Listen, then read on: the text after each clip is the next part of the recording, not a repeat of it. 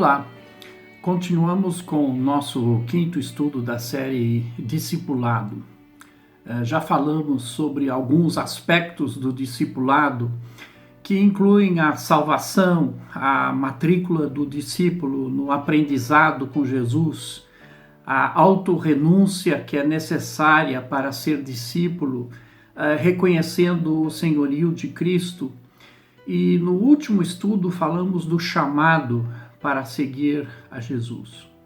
Hoje, nosso assunto é discipulado e transformação.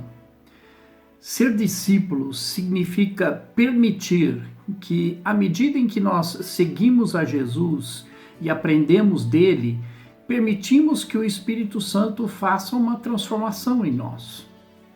O texto-chave que vamos usar neste curto estudo é bem conhecido e é encontrado em Romanos capítulo 12, versículos 1 e 2, que diz o seguinte: Portanto, irmãos, exorto-vos pelas compaixões de Deus, que apresenteis o vosso corpo como sacrifício vivo, santo e agradável a Deus, que é o vosso culto racional.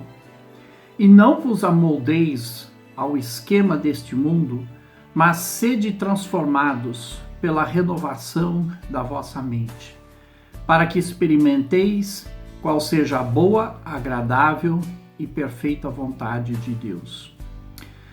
Estes dois versículos são muito ricos em lições espirituais, mas nós vamos nos concentrar em três verdades aqui.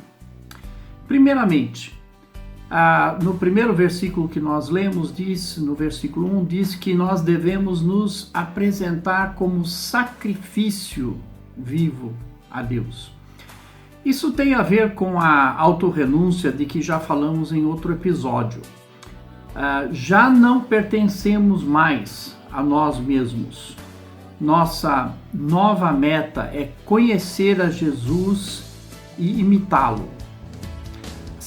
Segunda verdade que nós podemos tirar desses versículos é que nós somos exortados a não nos deixar ser moldados pelo sistema deste mundo.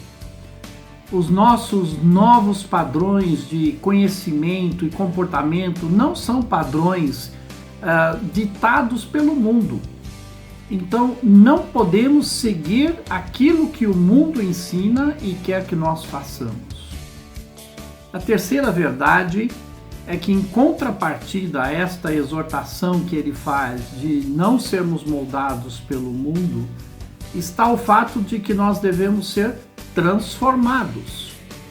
E esta transformação começa pela renovação da mente. A nossa maneira de pensar é a primeira coisa que precisa ser transformada, renovada, reprogramada, segundo os padrões de Jesus para o cristão. A nossa cosmovisão, isto é, a nossa maneira de enxergar o mundo, precisa ser reprogramado. Isso significa pensar como um cristão. Esta renovação leva à transformação de outras áreas também de nossas vidas. Os desejos, nossas vontades já não são mais os mesmos. Não temos mais vontade de fazer o que fazíamos antes. O que nos dá prazer mudou. Tudo isso é um processo, é verdade. Mas deve haver alguma evidência dessa mudança nos nossos desejos. Viver no pecado já não nos dá prazer, nos incomoda. Passamos a ter um desejo pelas coisas espirituais que antes não tínhamos. Uma terceira área de transformação da nossa vida é o das emoções ou dos sentimentos. A ira, o ódio, a inveja, o desejo de vingança e outros sentimentos vão sendo substituídos por sentimentos de amor, alegria, paz, paciência, mansidão, domínio próprio e outros em nossa vida. Em outras palavras, é o fruto do Espírito descrito em Gálatas que começa a caracterizar a nossa vida. Mais uma área a ser transformada é o nosso comportamento. Quando a mente muda, a vontade já é outra, os sentimentos são renovados, o nosso comportamento passa a ser transformado. Os nossos atos mudam, nossa maneira de viver vai sendo renovada. As pessoas passam a notar que já não somos mais as mesmas. Existe algo de diferente em nós. E fazem esse comentário a respeito da nossa vida. Paulo usa uma metáfora em Efésios e Colossenses para nos ajudar a entender essa transformação de comportamento. Não vamos ler os versículos neste episódio agora, vamos guardá-los para um próximo. Mas a metáfora é de nos despir de nosso velho homem, ou a antiga pessoa que éramos, para nos revestir do novo homem, ou da nova pessoa que somos a partir de nossa conversão. É a imagem de se tirar uma roupa suja. Quando chegamos em casa e estivemos trabalhando, estamos com a roupa muito, muito suja. Então é aquela ideia de tirar uma roupa suja, tomar um banho e vestir uma roupa limpa.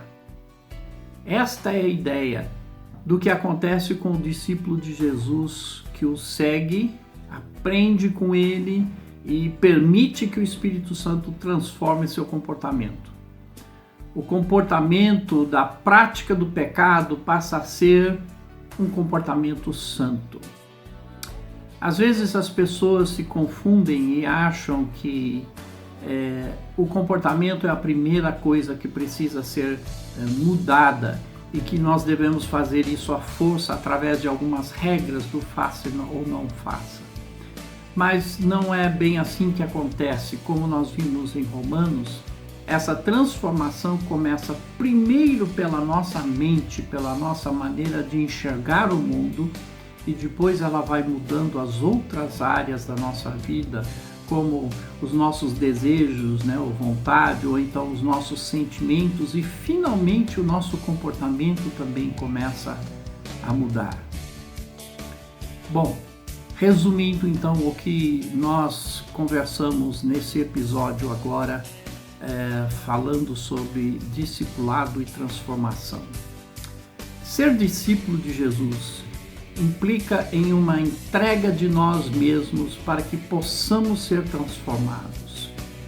Esta transformação então se inicia com a nossa maneira de pensar, depois passa para nossos desejos, nossos sentimentos e finalmente nosso comportamento.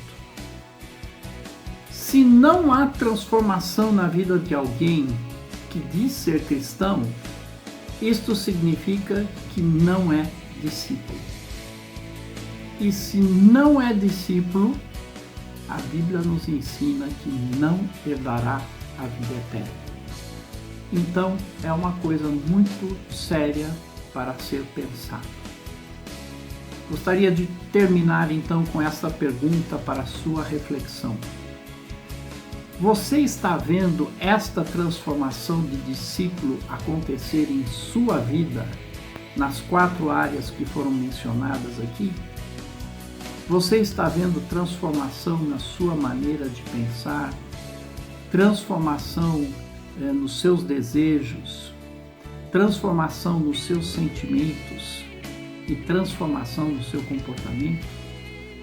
É muito importante refletirmos sobre isso. Que Deus o abençoe.